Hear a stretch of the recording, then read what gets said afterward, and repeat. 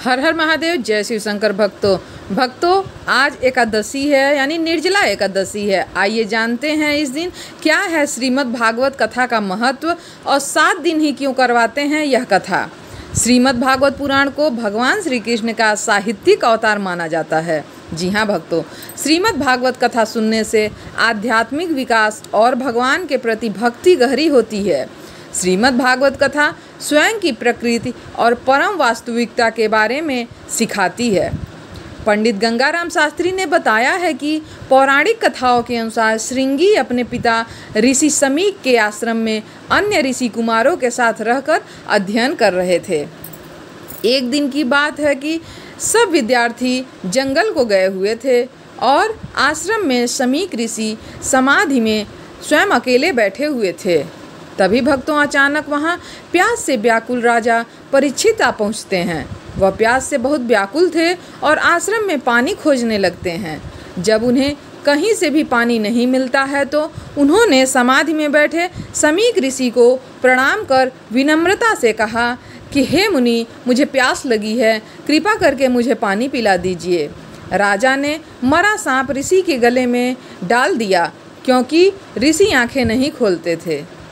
डाला वहीं पंडित गंगाराम शास्त्री ने बताया कि राजा के 2-3 बार कहने पर भी ऋषि ने उन्हें कोई जवाब नहीं दिया। उन्हें बहुत ही बुरा लगा और तो और उन्हें लगा कि ऋषि का जो है वो ध्यान का ढोंग कर रहे हैं। जब उन्होंने अपना नेत्र नहीं खोला तो क्रोध में आकर के राजा परीक्षित ने एक मरा सांप उठा करके ऋषि के गले में डाल दिया और वहाँ से चले गए। परंतु उन्हें आश्रम से जाते हुए एक ऋषि कुमार ने देख लिया था। जागकर ऋषि को इसके बारे में खबर दी। ऋषि श्रृंगी ने दिया राजा को श्राप। आइए जानते हैं क्यों। पंडित जी ने बताया है कि सभी राजा के स्वागत के लिए आश्रम पहुँचे, परंतु जब तक सब पहुँचे राजा वहाँ से जा चुके थे और ध्यान में बैठे समीक ऋषि के गले में मरा सांप पड़ा देखकर ऋषि श्रृंगी को बहुत क्रोध आया और उन्होंने हाथ में पानी लेकर परीक्षित को श्राप दे दिया कि मेरे पिता का अपमान करने वाला राजा परीक्षित की मृत्यु आज से 7वें दिन नागराज तक्षक के काटने से हो जाएगी। इसके बाद ऋषि कुमारों ने ऋषि समीक के गले में सांप निकाला और जिस भी समीक की समाधि टूट गई। समीक ऋषि ने पूछा क्या बात है, तब श्रृंगी ने सारी बात बताई। समीक बोले, बेटा राजा परीक्षित के साधारण अपराध के लिए तुमने सर्पदंश से मृत्यु का भयंकर शाप दे दिया है। यह बहुत ही बुरा हो गया। हमें यह शोभा नहीं देता है, हम ऋषि मुनि हैं। इसका मतलब ये है कि अभी तुझे ज्ञान प्राप्त नहीं हुआ है। अब तू भगवान की शरण में जा और अपने अपराध की क्षमा मांग।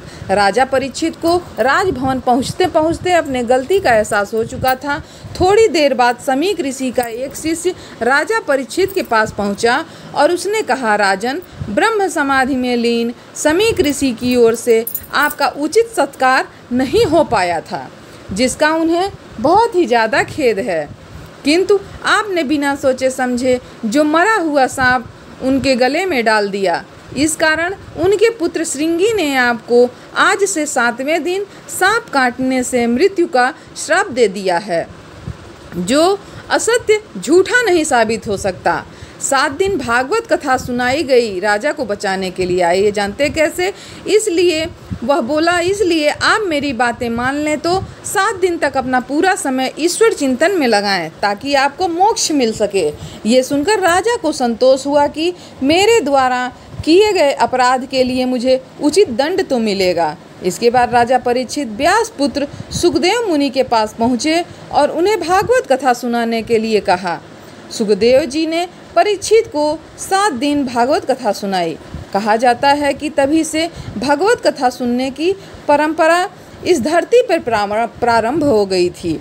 भक्तों आज एकादशी और द्वादशी दोनों तिथियां हैं, तो भक्तों आप सभी को निर्जला एकादशी की ढेर सारी शुभकामनाएं। भगवान विष्णु आप सभी की मनोकामना पूर्ण करें। आप सभी लोग स्वस्थ रहिए, मस्त रहिए। वीडियो पसंद आए लाइक और शेयर करिएगा। कमेंट में जय श्री हरि विष्णु लिखना ना भूलिएगा। हर हर महादेव। जय श्री शंकर।